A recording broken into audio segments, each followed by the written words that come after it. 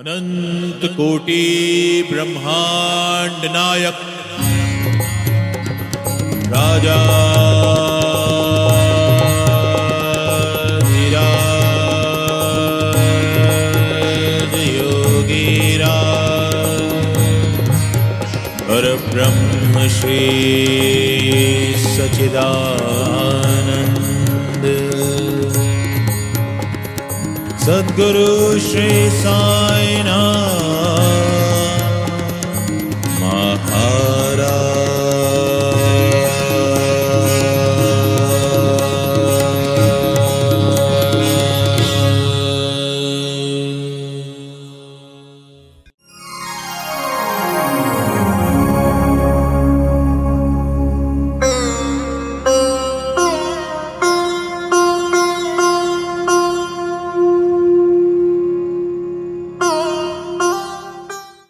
हे केशव, तुम चले जाओगे। अगर तुम्हारे रहने की शर्त यह है कि हमारे जीवन में दुख रहे तो दुख रहने दो, लेकिन तुम रहो। इसलिए साईं के परीक्षाओं से कभी अपने आप को हतोत्साहित नहीं करने देना चाहिए। कभी दिल छोटा मत करिए। साईं तो हर एक को परखेंगे, कभी दुख देकर कभी दिल लेकर। हम साईं मां के बच्चों का यही सहारा होता है। जल्दबाजी मत करिए, श्रद्धा और सबूरी। क्योंकि अगर श्रद्धा और सबूरी नहीं है तो जीवन में कभी कुछ हासिल नहीं होगा। श्री साईं सच्चरित्र लोग समझते हैं कि बाबा के चरित्र की बातें हैं ना, ये बाबा के चरित्र की बातें हैं ही नहीं। ये बाबा के भक्तों की गाथा है। साईं ने चमत्कार किए, साईं ने लीलाएं की। ये तो साईं की शक्ति है, ये सब जानते हैं।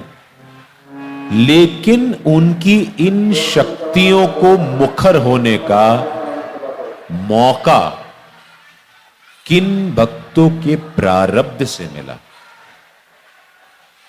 कभी भी भगवान की कथा में कभी भी कथा भगवान की नहीं होती, भगवान के भक्तों की कथा होती। नरसिंह भगवान की कथा करेंगे तो कथा प्रहलाद की होगी। प्रहलाद को बचाने भगवान विष्णु को नरसिंह का अवतार लेना पड़ा था।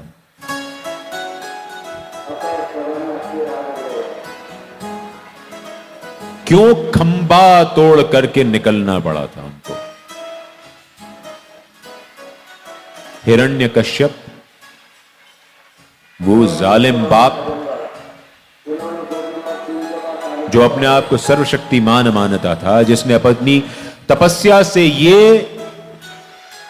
वरदान हासिल कर लिया था कि उसे ना तो कोई पुरुष मार सकेगा, ना तो कोई स्त्री मार सकेगी। उसको कोई अस्त्र शस्त्र से नहीं मार सकेगा, उसको कोई जमीन और आसमान में नहीं मार सकेगा, उसको कोई दिन में नहीं मार सकेगा, उसको कोई रात में नहीं मार सकेगा। इसीलिए जब भक्त की जान पर बन आई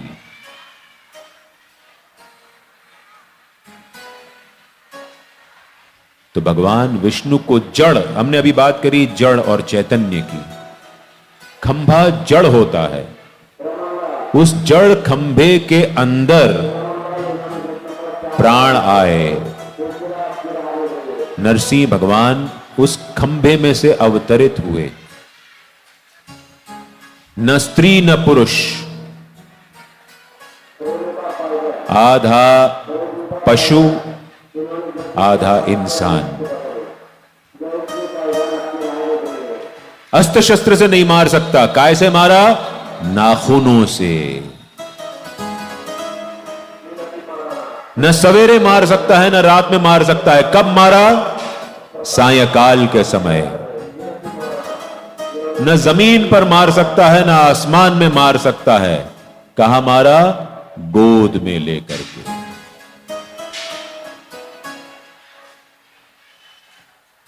तो भगवान को भक्तों की खातिर रूप अवतार लेना पड़ता है, और हम उन भक्तों की माध्यम से भगवान की बातें करते हैं। इसीलिए जब भागवत कथा होती है तो वो भागवत कथा कहलाती है, वो भगवत कथा नहीं कहलाती। भगवान की कथा होगी तो भगवत कथा कहलाएगी। भागवत होती है यानी भगवान के भक्तों की कथा होती है, और उस कथा के माध्यम से भगवान की लीलाओं का जिक्र आता है। वैसे ही साईं बाबा के समकालीन भक्तों के माध्यम से जब उनकी बातें करते हैं, उनके जीवन की दुविधाओं की बातें करते हैं, और वो सारी दुविधाएं हम आज भी उनसे वाबस्ता होते हैं, आज भी हम उन दुविधाओं से दो चार होते हैं। और इसीलिए साईं बाबा की कथा, श्री साईं सच्चरित्र की कथा, वो उनके भक्तों की कथा है।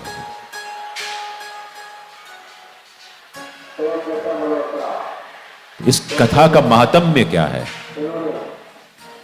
इस कथा का महात्म्य है कि इसको सुनने से अमरत्व नहीं मिलता, भूल जाइए।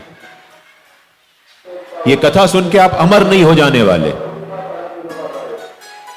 ये कथा अभयत्व देती है, आपको भय से मुक्ति दिलाती है,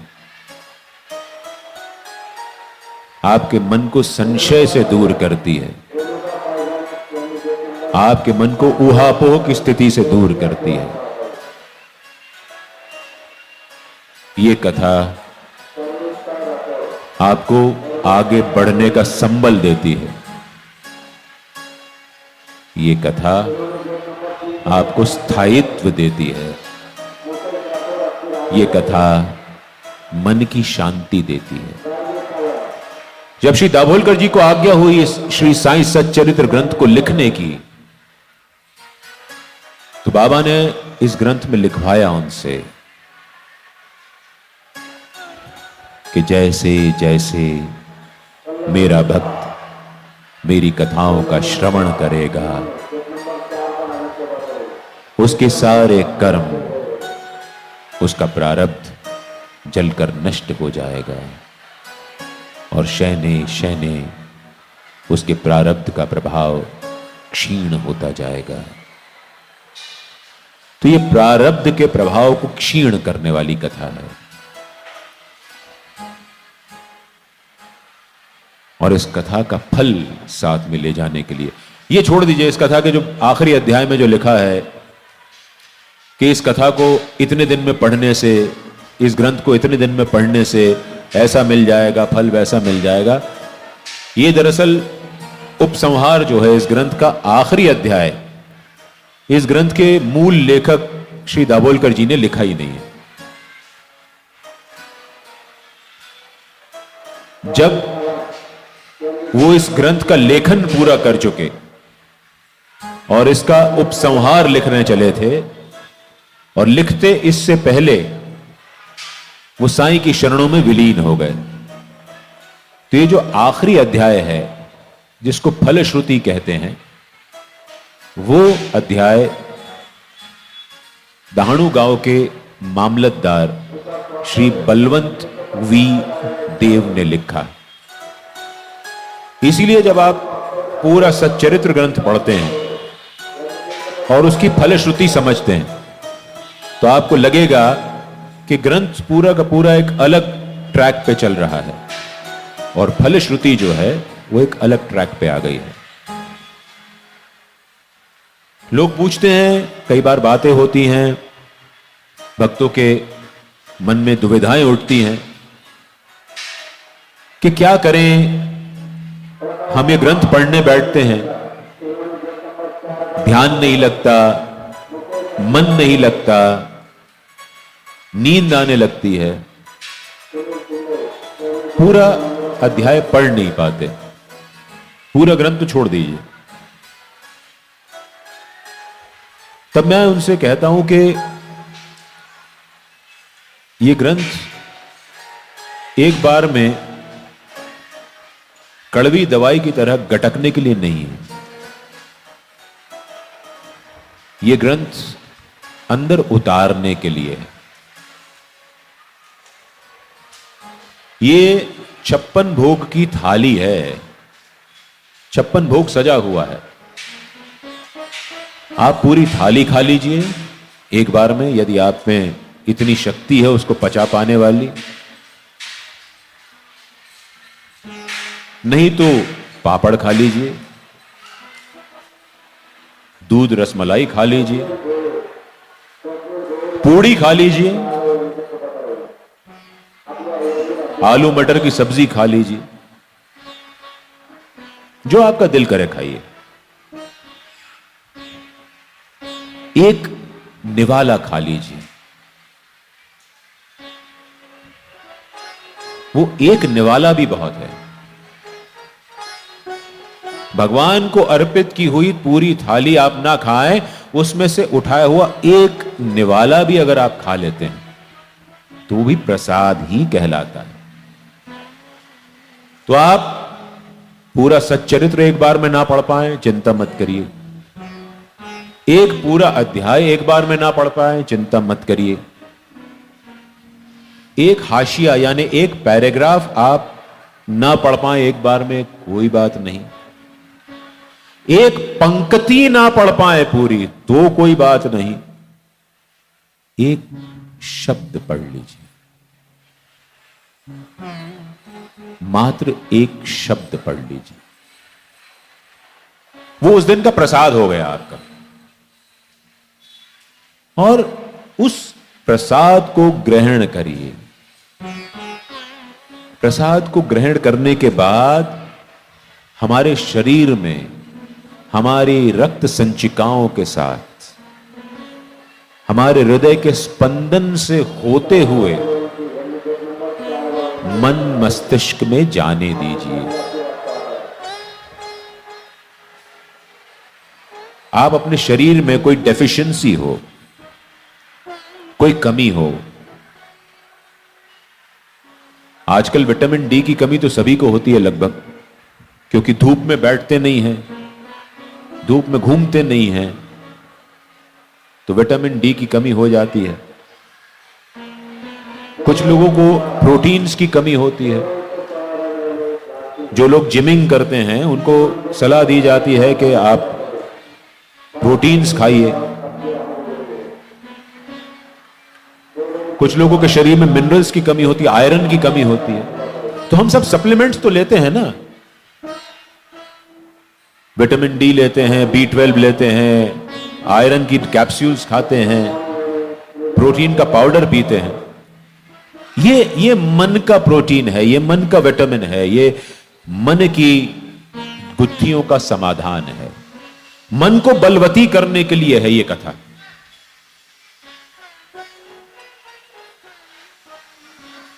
ये कथा सुनने के बाद आपको कुछ हल्का जरूर महसूस होगा। शर्त यह है कि आपकी इस कथा में श्रद्धा कितनी है, क्योंकि मिलता उसी को है जिसको यकीन है कि उसको मिलेगा।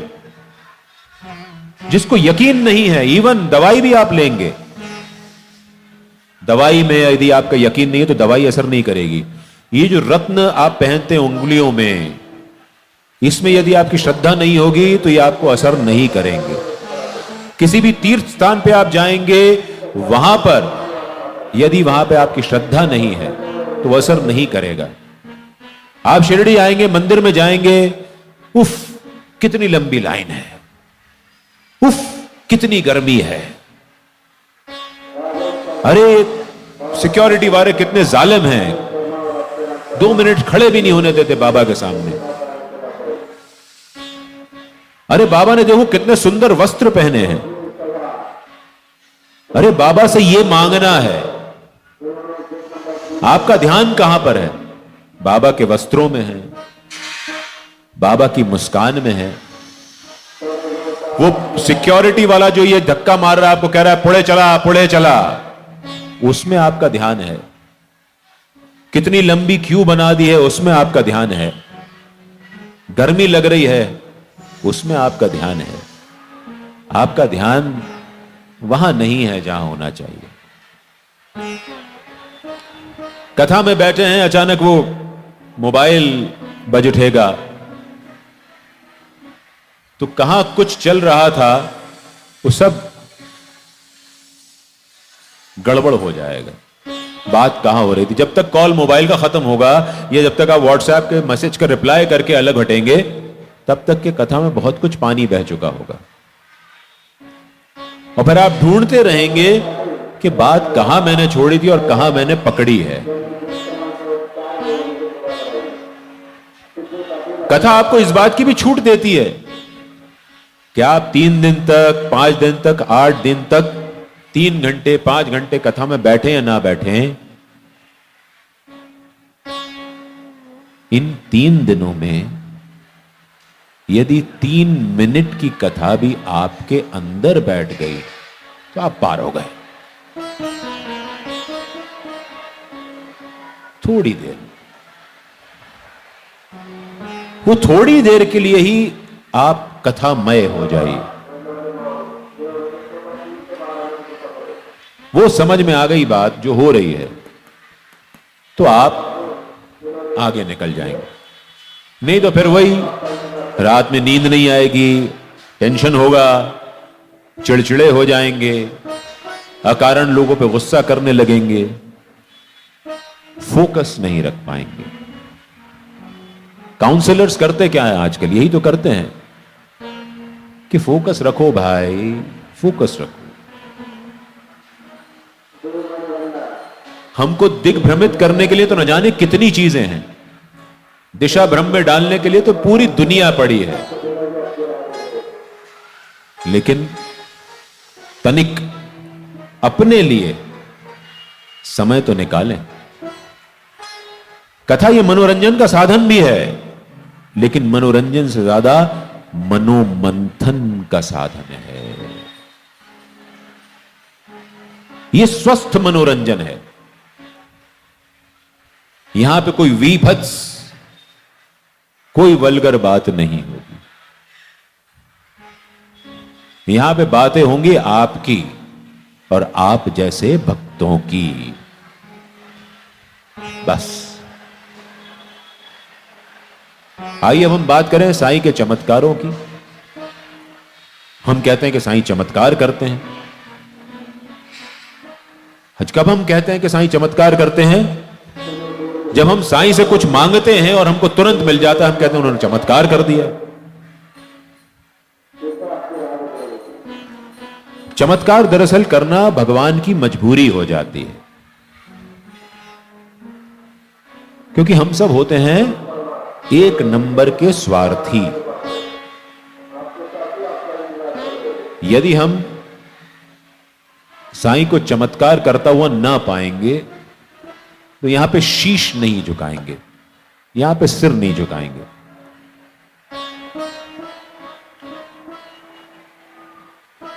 इसीलिए इस कथा का मानना है कि भक्त और भगवान को जोड़ने वाली पहली सीढ़ी चमत्कार होती है। और एक बार आप वो पहली सीढ़ी चढ़ गए तो फिर आपको उनकी लीलाओं का अनुभव होने लगता है। चमत्कार होते हैं टेम्पररी, क्षणिक। लीलाएं होती हैं परमानेंट, लॉन्ग लास्टिंग, लंबे समय तक चलने वाली। लीला कैसे होती है? चमत्कार तो मैंने आपको समझा दिया कि क्या होता है। आपने कुछ मांगा, आपको मिल गया, आपने कहा चमत्कार हो गया। लीला होती है जब आप कुछ मांगते हैं तो आपको तुरंत नहीं मिलता। हो सकता है ना भी मिले, और हो सकता है कि आपने जो मांगा है उससे उलट कुछ और मिल जाए। और वो सब कुछ होने पर भी जो हमने मांगा है वो नहीं मिलने पर, हमने जो मांगा है उसके में देर होने पर, या हमने जो मांगा है उससे विपरीत हमको कुछ और मिलने पर भी हम खुश हो जाएं, दुखी ना हो, वो चमत्कार नहीं, लीला कहलाती है। तो ये सोच लीजिए कि आपको चमत्कारों का आनंद लेना है या आपको लीला का आनंद लेना है। क्योंकि लीला जो होती है, चमत्कार तो आपको चमत्कृत कर देने के लिए होते हैं, आपकी आंखें चौंधिया देने के लिए होते हैं, लेकिन लीला आपको अंदर से मजबूत करती जाती है, आपका संतुलन बनाती जाती है, आपको अंदर से मांझती है, चमकाने का काम करती है, आपको अपने पुराने वर्जन से एक बेहतरीन, एक अपग्रेडेड वर्जन बनाती है। हम सब के हाथ में मोबाइल रहता है, हम सब के हाथ में मोबाइल रहता है, और उसमें हर महीने 2 महीने में अपडेट्स आते रहते हैं, ऑपरेटिंग सिस्टम के अपडेट्स आते हैं, जो एप्स होती हैं उनके अपडेट्स आते हैं। और अगर हम वो पुराने ही वर्जन पे चलते रहेंगे तो हमको वो आनंद नहीं आएगा, वो स्विफ्टनेस नहीं मिलेगी, वो तरलता नहीं मिलेगी। तो जब हम पुराने मॉडल पे, पुराने ऑपरेटिंग सिस्टम पे, पुराने एप्स को बिना अपडेट किए हुए अपना मोबाइल नहीं चलाते, तो बिना अपडेट किए हुए अपने आप को क्यों चलाते?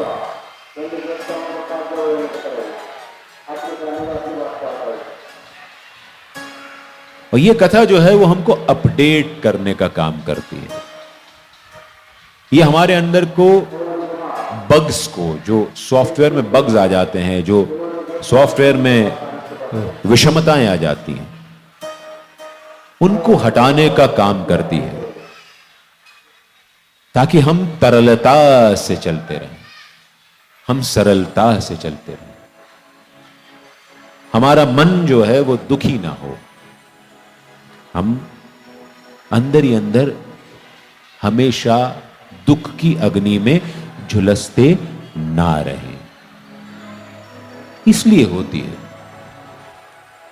ये कथा, आपका ध्यान चमत्कार से हटा करके लीलाओं की ओर ले जाती है। ऐसी एक लीला, बड़ी अद्भुत लीला है इसके अंदर।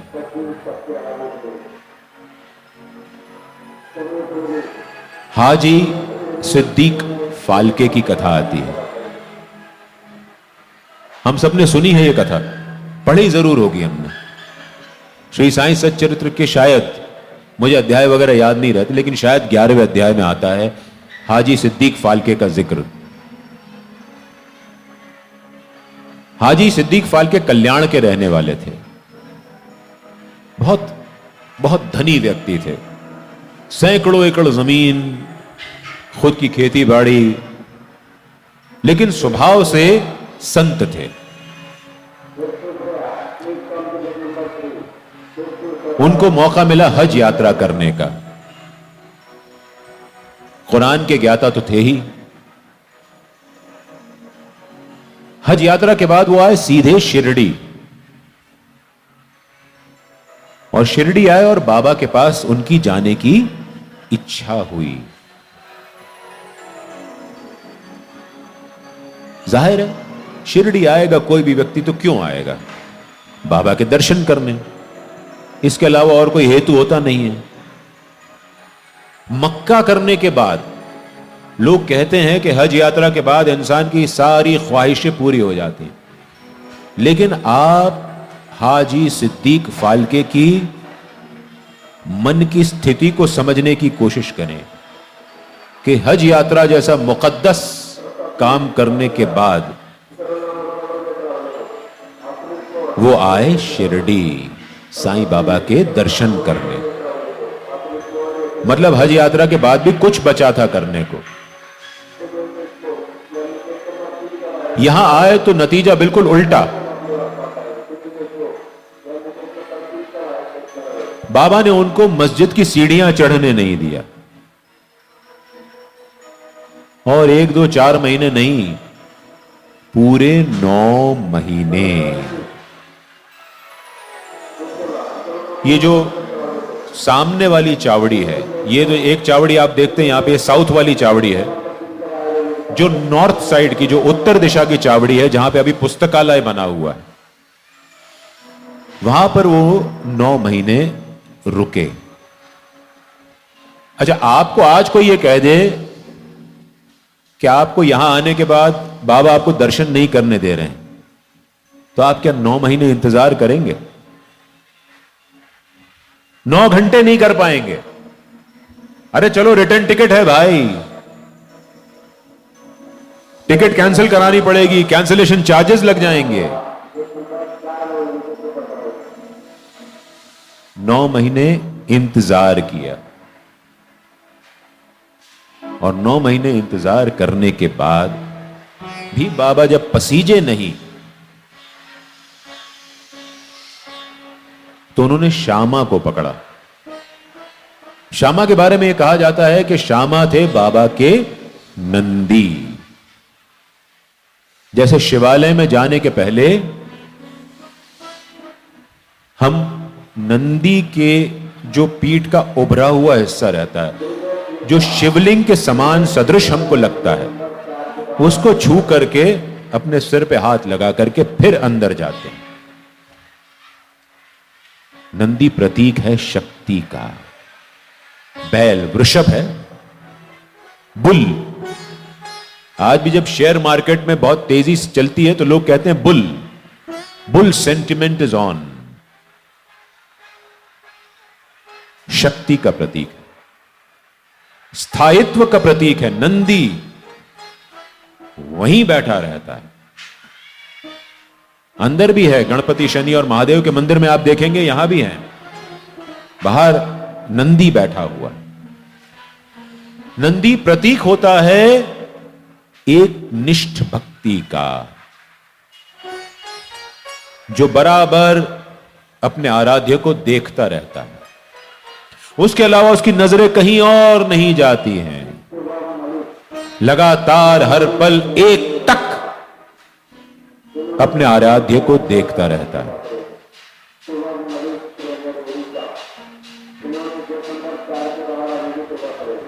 नंदी प्रतीक होता है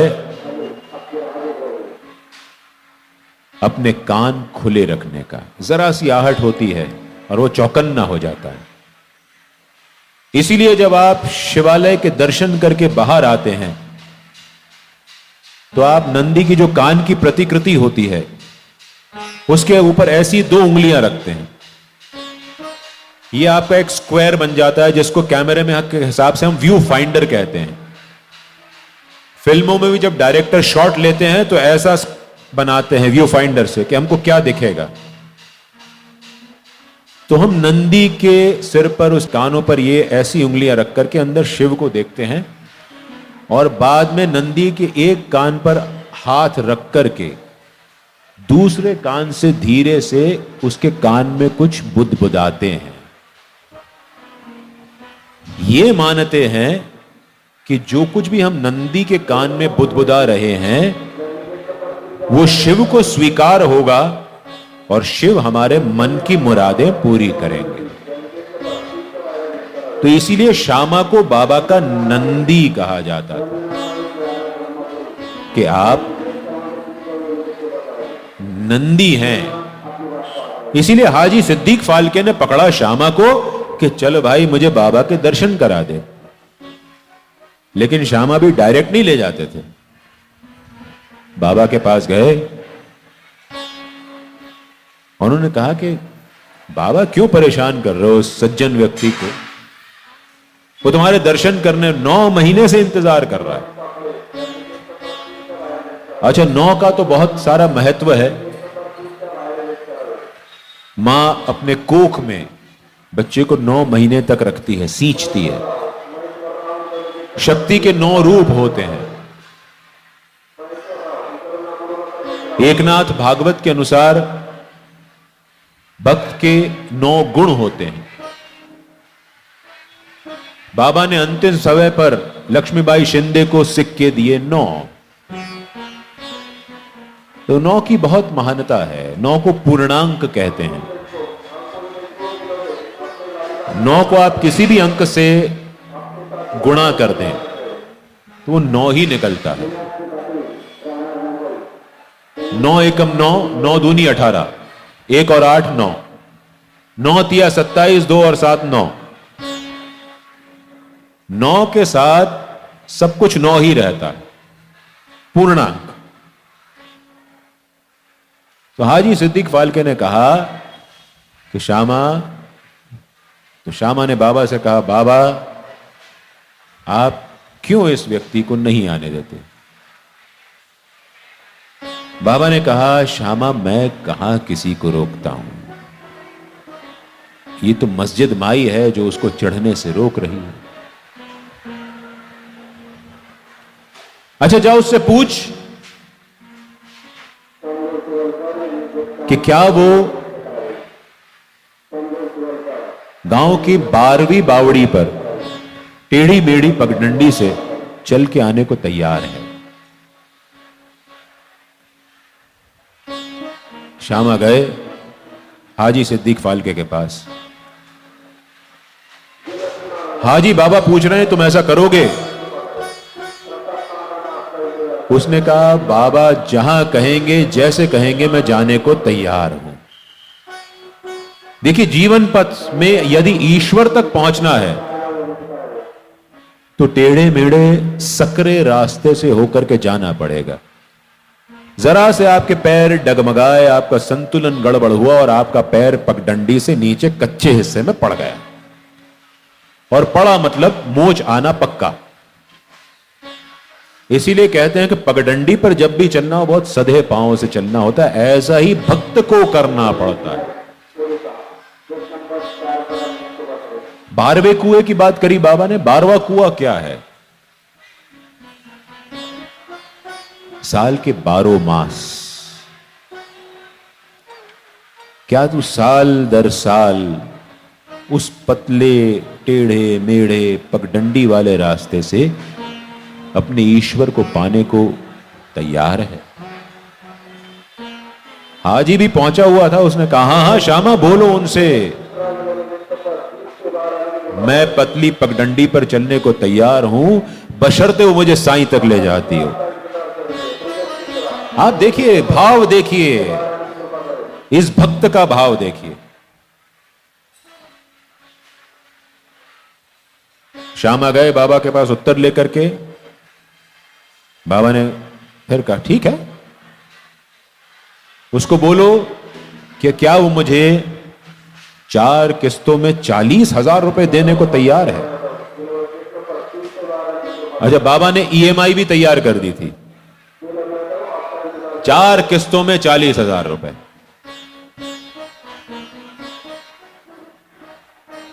अब ये 40,000 से बाबा का अभिप्राय क्या है? अंतःकरण चतुष्टाय, मन, बुद्धि, चित्त और अहंकार, इनको कहा जाता है अंतःकरण चतुष्टाय। और यह माना जाता है कि कई कई हजार, 10,000 प्रकार से हमको परेशान करते हैं। मन क्या है? मन, हम सब जानते हैं कि हमारा शरीर जो ऊपर दिखता है वो स्थूल शरीर है। इसके अंदर एक और शरीर है जो सूक्ष्म शरीर है, जिसको हम सामान्य भाषा में आत्मा कहते हैं। ये मन हमारी आत्मा को और हमारे शरीर को बांधने का काम करता है। ये उन दोनों का ब्रिज है, सेतु है। मन दिखलाई नहीं पड़ता, लेकिन सारे उल्टे सीधे काम यही करता है। मन अगर इधर उधर भटक जाए तो कहते हैं ये भ्रमण कर रहा है। इसको यदि कोई चीज पसंद आ गई और एक जगह पर उलझा रहे तो कहते हैं रमण कर रहा है। ये अगर साईं के सामने झुक जाए तो कहते हैं नमन कर रहा है। यदि ये शांत हो जाए तो कहते हैं अमन है। और अगर ये पल्लवित हो जाए और सुगंध बिखेरने लगे तो कहते हैं कि ये सुमन है। ये जो मन है ये धीर ही तो नहीं धरता, यही तो परेशान कर देता है हमको।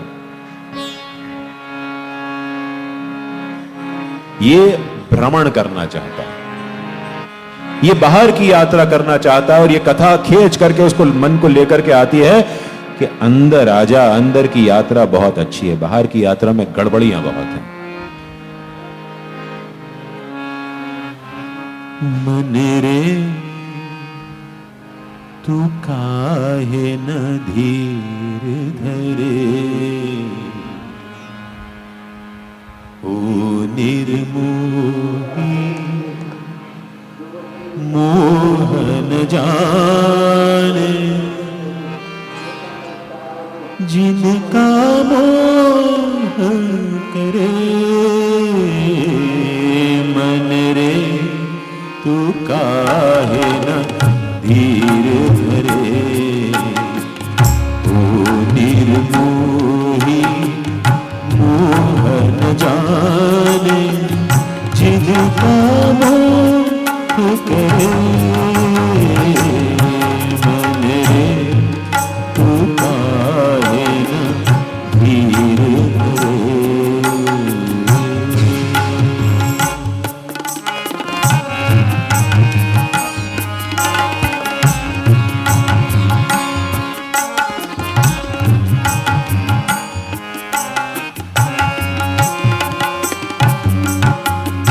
इस जीवन की चढ़ती ढलती धूप को किसने बांधा,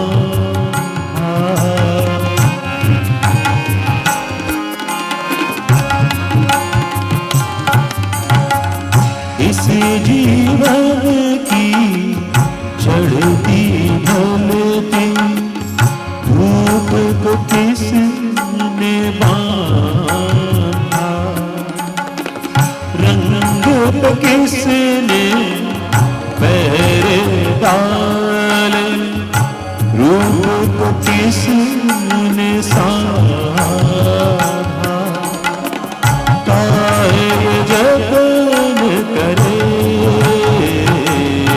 मन रे तू काहे न धीर धरे, ओ निर्मोही मोह न जाने, जिनका मोह करे। मन रे तू काहे न धीर धरे।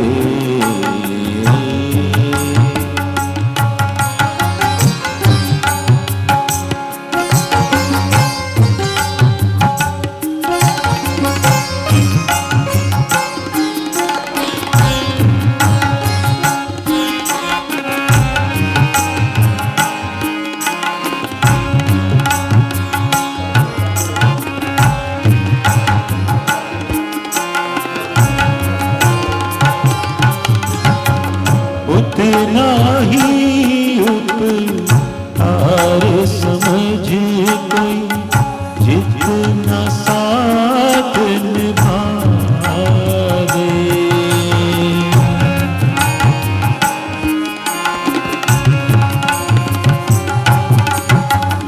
उतना ही उपकार समझ कोई, जितना साथ निभावे। जन्म मरण का मेल सपना, ये सपना बिसरा दे।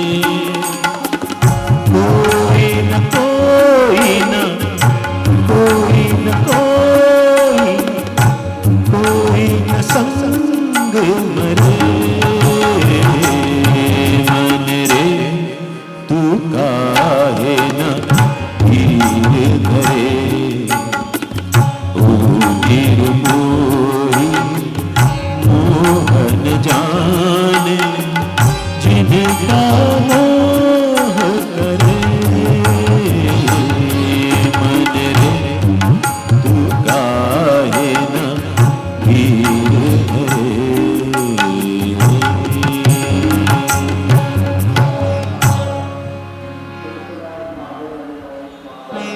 मन जो है वो बहुत परेशान करने वाली चीज है। आप अगर ध्यान देंगे तो आपके जीवन में आज तक जितने बखेड़े खड़े किए आपके मन ने खड़े किए। मन का मंथन है ये, और मंथन आवश्यक होता है, हमेशा जरूरी होता है।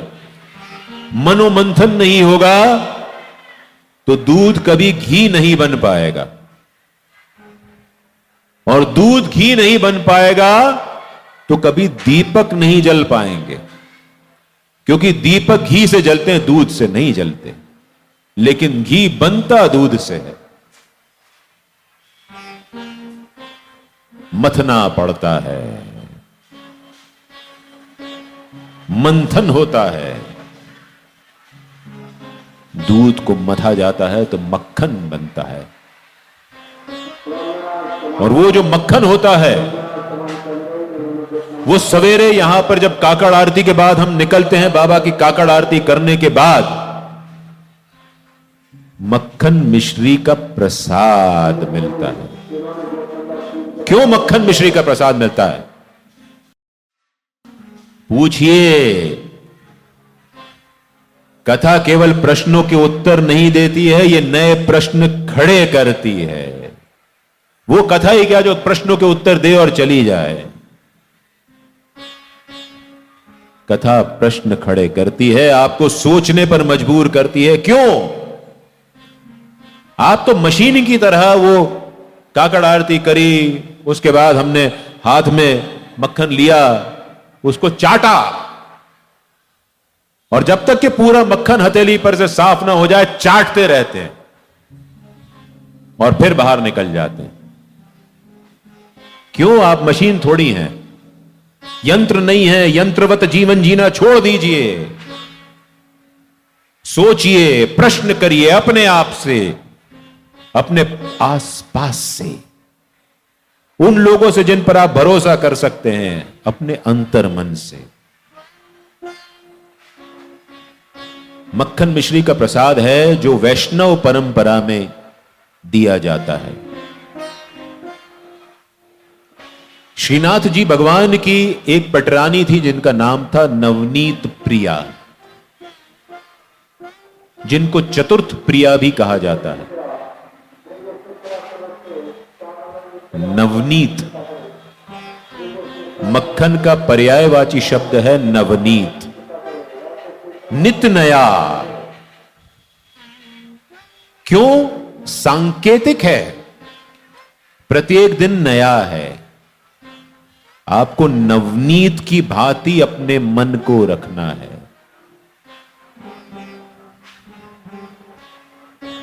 आज का मक्खन कल खाएंगे तो बदबू आ जाएगी। अब वो बात और है, प्रोसेस्ड मक्खन हम लोग खाते ही हैं, पीले रंग वाला नमक डाला हुआ। यहां पे बात हो रही है सफेद मक्खन की, जो तुरंत मथा जाता है और तुरंत बात आ जाता है। नवनीत रखिए अपने आप को, नित नया। आज का दिन नया है, नया सूर्योदय हो रहा है, काकड़ आरती करके निकले हैं, नया भाव रखें उस दिन के प्रति। पिछली बातों को भूलते जाइए, पीछे को सब पीछे छोड़ते जाइए, अपने आप को री इन्वेंट करिए, अपने आप को नित नया बनाइए। ये कहता है वो मक्खन मिश्री का प्रसाद। और जितने नए बनते जाइए, अपने आप को मीठा बनाते जाइए।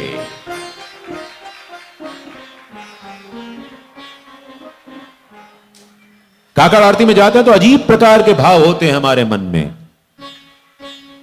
पूरी आरती में हम मांगने कुछ और जाते हैं, मांग करके कुछ और लौटते हैं। जो शिरडी में हम महसूस करते हैं काकड़ आरती में, वो एक अजीब अद्भुत शय है। कितनों ने यहां पे काकड़ आरती अटेंड की है यहां पे सवेरे साईं बाबा की? और सबसे ज्यादा डिमांड भी काकड़ आरती की रहती है। इसीलिए मंदिर प्रबंधन ने उसमें प्रीमियम भी रखा है। बाकी आरतियों की फीस है, शुल्क है 400 रुपए, काकड़ आरती का 600 रुपए। क्योंकि दिन की पहली आरती है और लोग लालायित रहते हैं, और उसमें एक अद्भुत छटा दिखती है। जब आप अलग सवेरे उठते हैं, सबसे पहले तो आप अपने आराम की तिलांजलि देते हैं उस दिन काकड़ आरती करने के लिए उठने के लिए। सवेरे 3 बजे 3:30 बजे उठ के आना पड़ता है। वहीं से आपका दिन का बदलाव शुरू हो जाता है। बाकी दिनों में तो देर सोए पड़े हैं, आराम से खर्राटे भर रहे हैं, लेकिन काकड़ आरती करने जाना है, इसलिए अलार्म लगा के जल्दी उठना है। तो वहां से आपका जीवन बदलना शुरू हो जाता है। मेरी एक सलाह मान लीजिए, कथा की सलाह।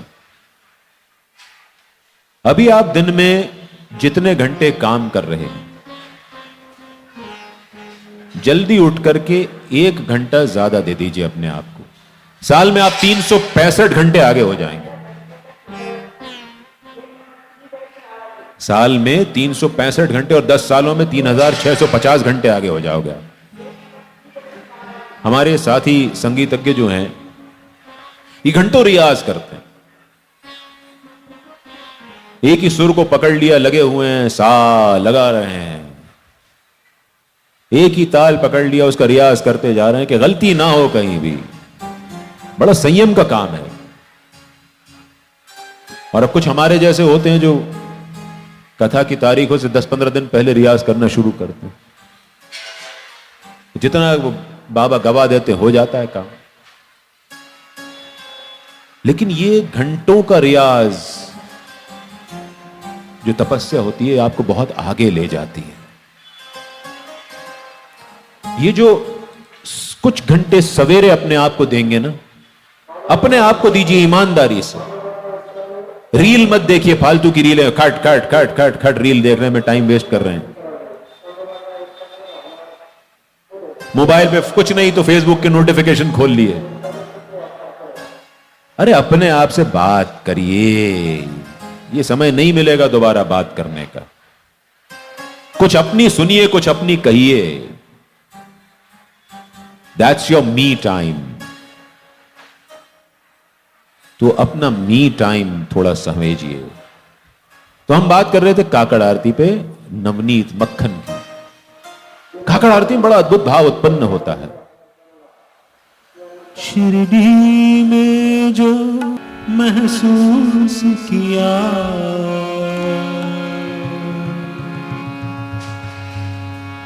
लो आज से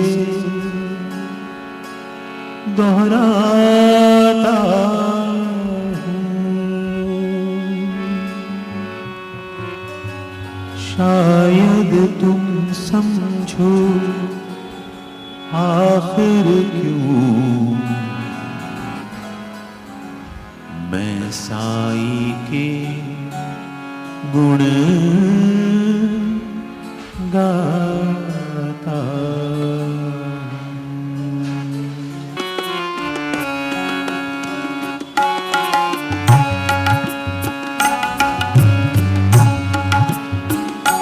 जब सुबह की आरती खत्म हुई मेरे साईं ने, जब स्नान किया, जब सुबह की आरती खत्म हुई मेरे साईं ने, जब स्नान किया, उसे देख के मेरे पाप धुले, उसे देख के मेरे पाप धुले।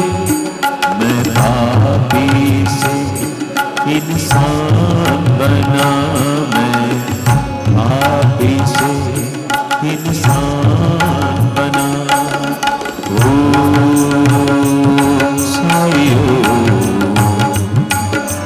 ओ साईं,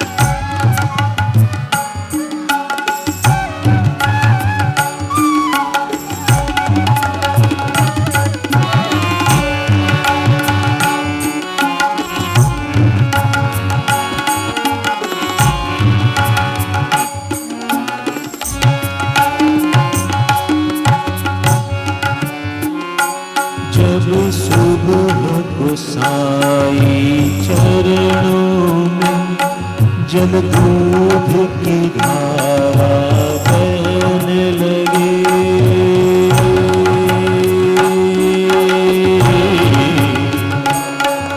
दिवाकर जी बैठे हैं यहाँ पर, इन्होंने कई कई सालों तक बाबा की समाधि की सेवा की है, बाबा की मूर्ति को स्नान कराया है, समाधि को स्नान कराया है। और ये सौभाग्य मुझे भी मिला है कि जब बाबा की समाधि से पानी रीस करके नीचे गिर रहा होता, तो मुझे एक बार नहीं कई बार बाबा ने सौभाग्य दिया कि मैं वहां पर उसको नीचे तौलिए से पोंछ रहा होता। जब सुबह को साई चरणों में जल दूध की धारा बहने लगी, बह गई भावना बदले की,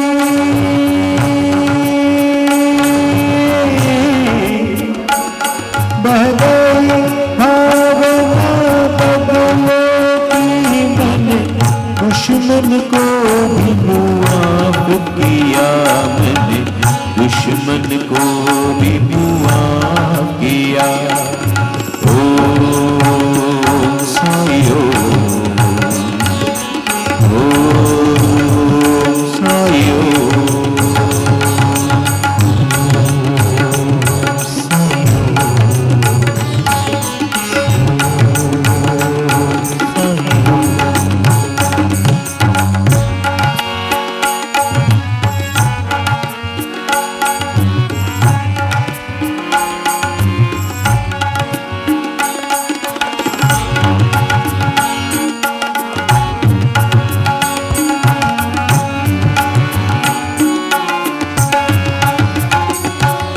सुबह सवेरे साई को उठाई गई नहीं जाने हो। जब सुबह सवेरे पहनाया साई को मुकुट पुजारी ने, मैंने खुद की शान मिटा डाली,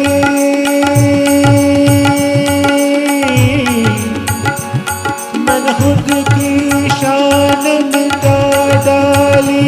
मैं अंदर अंदर मुक्त हुआ, मैं अंदर अंदर मुक्त हुआ। ओम साई ओम,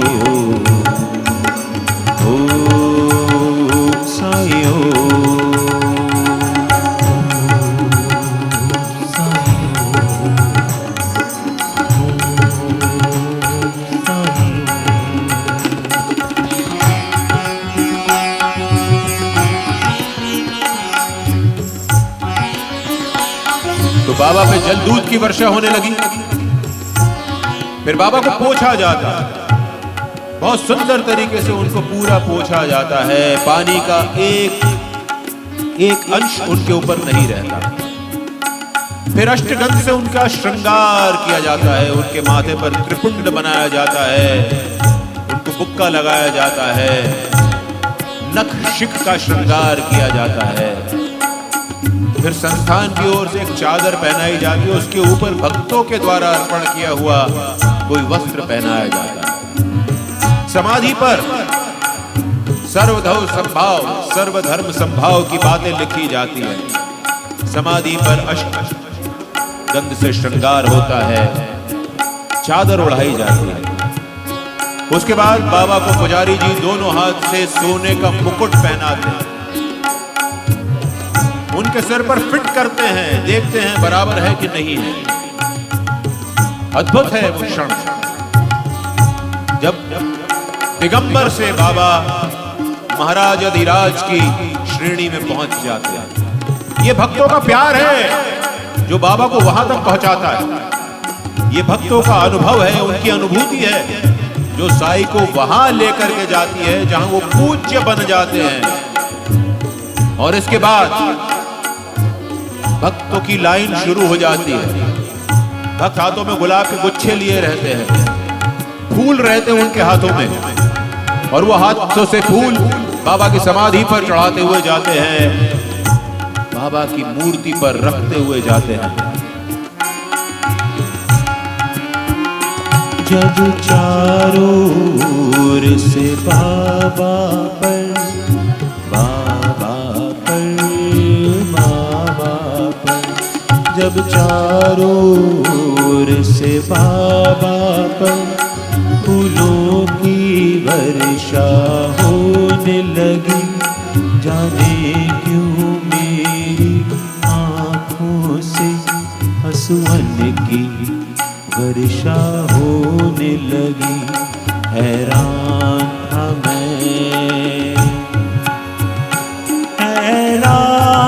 मैं, साईं ने मुझे क्या सोच के माला माल किया। हैरान था मैं, साईं ने मुझे क्या सोच के माला माल किया। मैं क्या क्या मांगने आया था, बिन मांगे क्या क्या पा बैठा, बिन मांगे क्या क्या पा बैठा। ओम साईं ओम साईं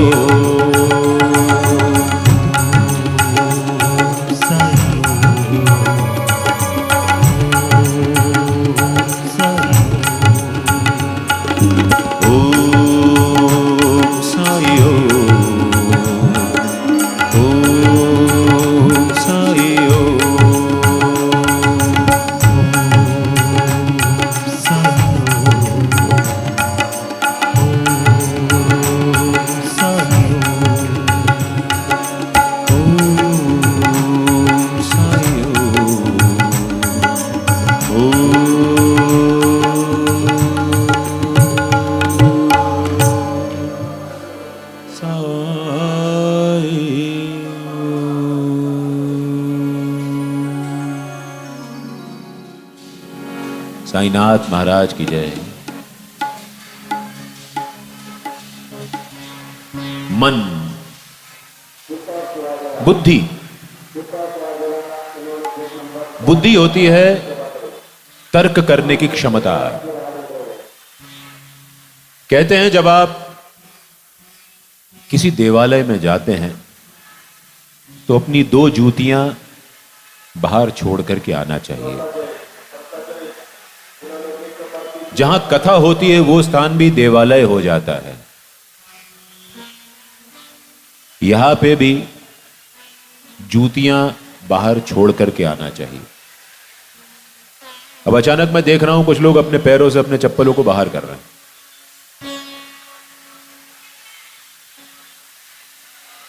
लेकिन ये चप्पल वो नहीं है जिनकी मैं बात कर रहा हूं। पहने रहिए, कोई बात नहीं। ये 2 जूतियां होती हैं तर्क और अभिमान की। जब हम किसी भी देवालय में जाते हैं तो तर्क और अभिमान को बाहर छोड़ करके जाना चाहिए। क्या साईं बाबा पानी से दिए जला सकते हैं? तर्कहीन बात महसूस होती है, लेकिन ये तर्कहीन नहीं है, ये तर्कों से परे है।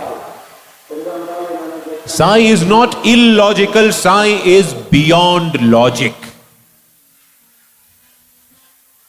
अभी सितंबर महीने में, पिछले साल 2023 में सितंबर में शिवपुरी में कथा थी और उन्होंने वहां पर जो आयोजक थे, जो यजमान थे, उन्होंने व्यवस्था कर रखी थी। ऐसे दीपक लेकर के आए थे, जरूर मेड इन चाइना होंगे, कि जिसमें वो पानी भरते थे और उस पे एक आर्टिफिशियल ही सही लौ टिमटिमाने लगती थी। तो सोचिए कि साईं में कितनी शक्ति होगी कि वो ऐसे काम आज से बिना टेक्नोलॉजी का अनुभव लिए आज तो आर्टिफिशियल लॉ उठ रही है, असली लॉ जला दी थी उन्होंने। और वो साइंस अभी तक कोई खोज नहीं पाया है कि पानी से दीपक कैसे जलते हैं। जिनको नहीं पता हो, जिन्होंने सच्चरित्र नहीं पढ़ा हो, जिनको आधी अधूरी जानकारी हो, जिन्होंने कुछ खराब से टीवी सीरियल देख लिए हों जो साईं बाबा पर बने हैं, जिन्होंने कुछ ऐसी फिल्में देख ली हों जिनमें कुछ सिर पैर समझ में नहीं आता साईं बाबा का। यह बाबा का पहला ज्ञात अनुभव था शिरडी में, उनका पहला ज्ञात चमत्कार। जो लोग बताने वाले हैं वो बताते हैं इसकी डेट कोई 1872 रही होगी, लेकिन बाबा के बारे में सिर्फ कयास लगाए जा सकते हैं, पक्के तौर पे कोई कुछ नहीं कह सकता। अगर 1872 की भी बात है, 1862 की बात है, 1852 की बात है, हमारी सेहत पे क्या फर्क पड़ता है? चमत्कार तो चमत्कार है। हुआ यूं कि जब बाबा दूसरे प्रवास में शिरडी आए तो उन्होंने कुछ दिन जंगल में भटकने के बाद, नली नालों में घूमने के बाद, यहां जो ये जिसको हम आज द्वारका माई कहते हैं उसको अपना ठिकाना बना लिया। मस्जिद माई बाबा ने नाम दिया उसको। कहते हैं बहुत पहले के समय में ये एक मस्जिद थी जहां पर कई कई सालों से इबादत होना बंद हो गई थी। एक अनुमान के मुताबिक जब बाबा शिरडी में दूसरे प्रवास में आए तो शिरडी की जनसंख्या कोई 1000 व्यक्तियों की थी। तो बाबा ने इस टूटी फूटी मस्जिद को अपना ठिकाना बना लिया। और कहते हैं कि जब ये मस्जिद थी उसके पहले एक मुसलमान सौदागर की ये जगह थी जिसमें वो साड़ियों की दुकान चलाता था। और बाद में जब उसने अपना धंधा समेटा किन्हीं किन्हीं कारणों से, तो उसने ये जगह मस्जिद के लिए दान में दे दी। कुछ वक्त इबादत हुई, फिर बंद हो गई। रोज शाम को बाबा यहां पर इस मस्जिद में दीपक जलाते थे।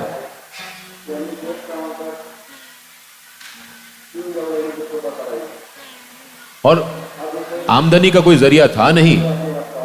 दीपक जलाने के लिए तेल वो शिरडी के दुकानदारों से रोज जाकर के मांग लाते थे भिक्षा के रूप में।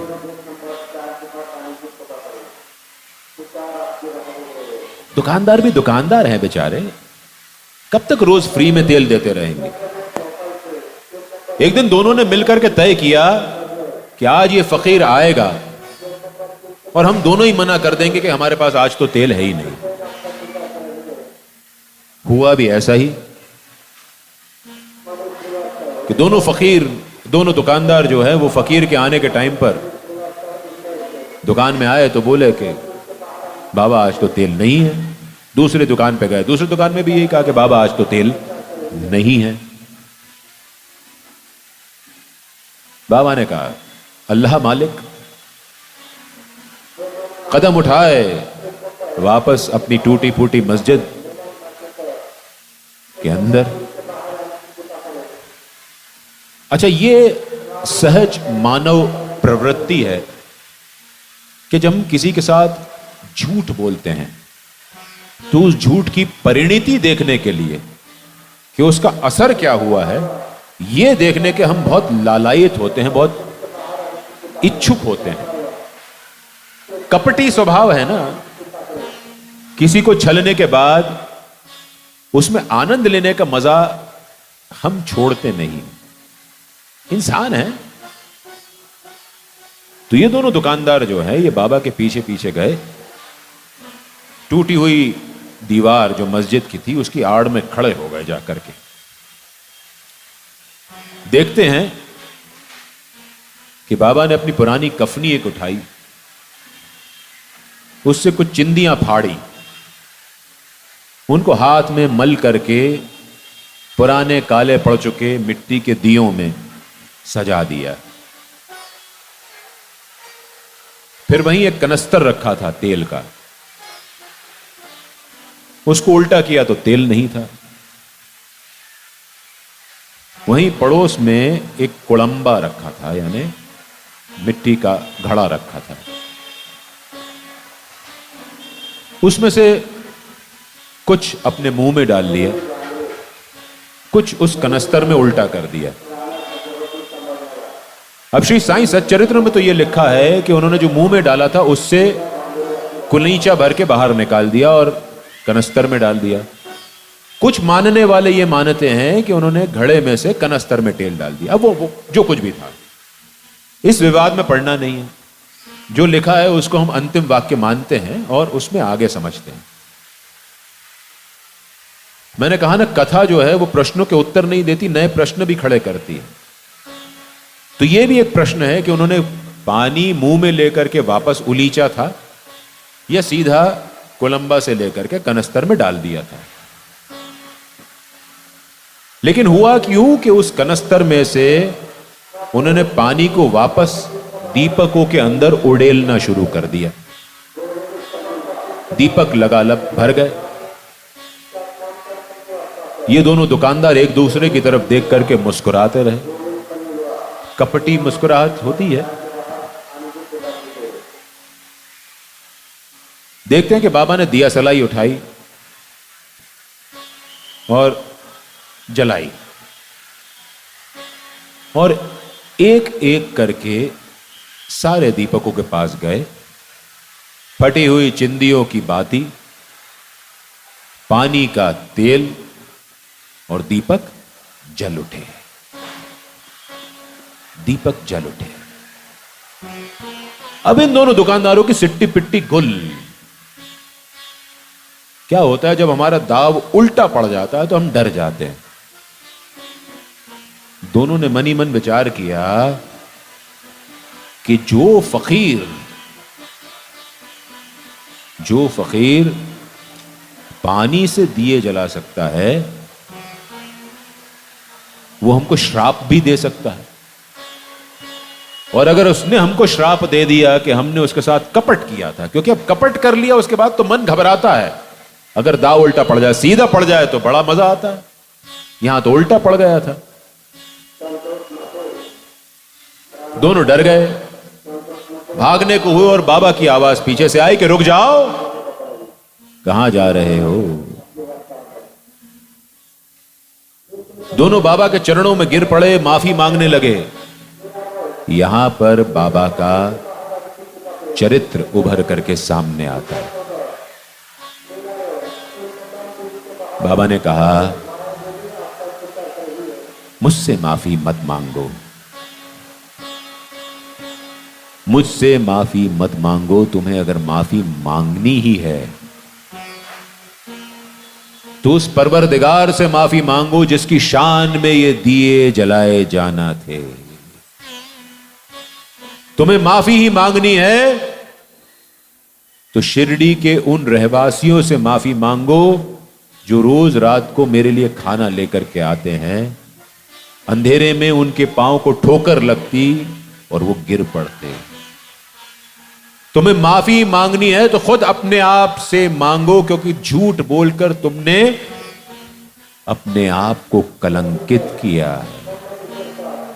मुझसे माफी मत मांगो। ये बाबा का चरित्र है,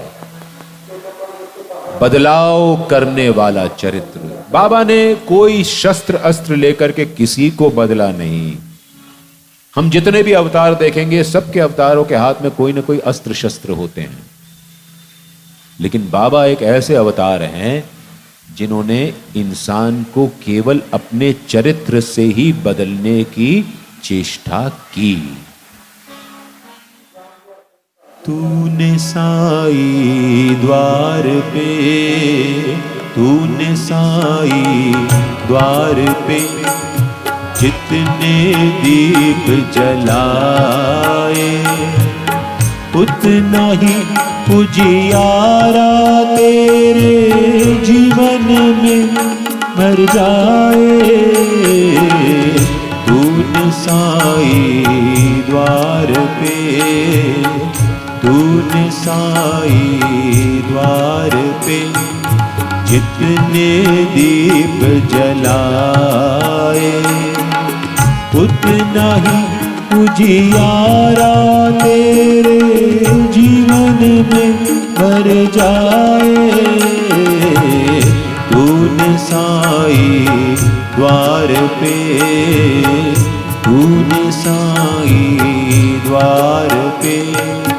तूने साईं द्वार पे इसलिए कहा जाता है क्योंकि बाबा के इसी चमत्कार को उत्सव के रूप में मनाने के लिए भक्तगण रोज शाम को मस्जिद माई में दीपक जलाते थे। वहां जो दीप के रोशनदान के छोटे छोटे हिस्से बने हुए हैं, वहां पर हम लोगों ने कई कई बार अपने हाथों से दीप जला करके रखे हैं। बाद में जब भक्तों की तादाद बढ़ने लगी तो संस्थान ने नंदा दीप के पास उन दीपों को जलाने की व्यवस्था कर दी। अब भी आप रोज शाम को जाकर के बाबा के इस चमत्कार के उत्सव के रूप में वहां पे दीप जला सकते हैं।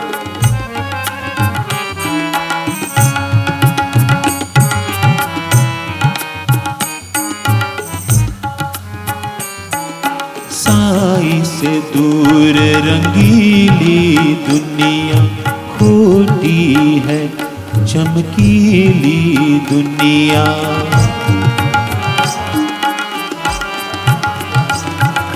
साईं से दूर रंगीली दुनिया खोटी है, चमकीली दुनिया। कब तक तू इस जग चकियन के पाट में पिसता जाए।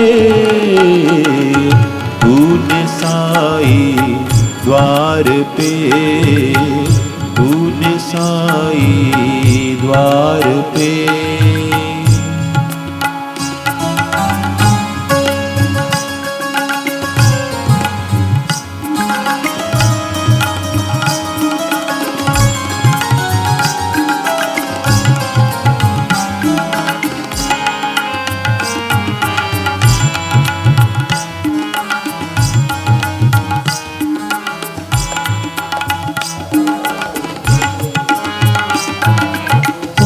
दीवाने ओ संसारी, असली पूजा शुक्र गुजारी। शुक्रगुजार रहो, जो तुम्हें मिला है उसके लिए शुक्रगुजार रहो। जो नहीं मिला है उसी में ध्यान रखते हो, जो नहीं मिला है उसी के रोने रोते हो, जो नहीं मिला है उसी की फरियाद करते हो, पूरा ध्यान उसी में रखते हो। जो मिला है उसका शुक्रिया तो अदा करो, जीवन फूलों से भर उठेगा। ओ दीवाने ओ संसारी, असली पूजा शुक्र गुजारी। जो अब क्या शुक्र मनाऊं उस साईं का कि जिसने इतने सुनने वाले सुधी भक्त दिए हैं, ये उसके गुणगान करने वाली वाणी दी है, और जिसने ये शब्द पिरोने की क्षमता दी। ये सब उसी का है, मेरा कुछ नहीं है। ये मेरी तरफ से बाबा के चरणों में छोटे छोटे दीप जलाने जैसा है। अगर इस कथा से सुनने वाले को, किसी भी एक व्यक्ति को फायदा हो गया तो ये कथा सफल है। ओ दीवाने ओ संसारी, असली पूजा शुक्र गुजारी। वो हर हालत में मुस्काए, साईं भजन जो गाए। तूने साईं द्वार पे, तूने साईं द्वार पे।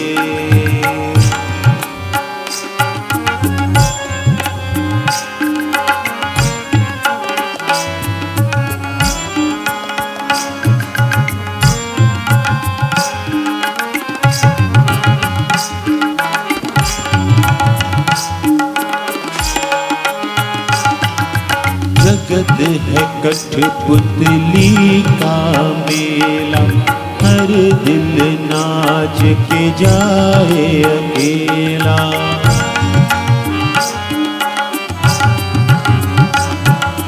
जगत है कठपुतली का मेला, हर दिल नाच के जाए अकेला। दो पल के मेहमान बता किस बात पे तू इठलाए। तूने साई द्वार पे, तूने साई द्वार पे जितने दीप जलाए, उतना ही उजियारा तेरे जीवन में भर जाए। तूने साई द्वार पे, तूने साई द्वार पे, तूने साई द्वार पे, तूने साई द्वार पे।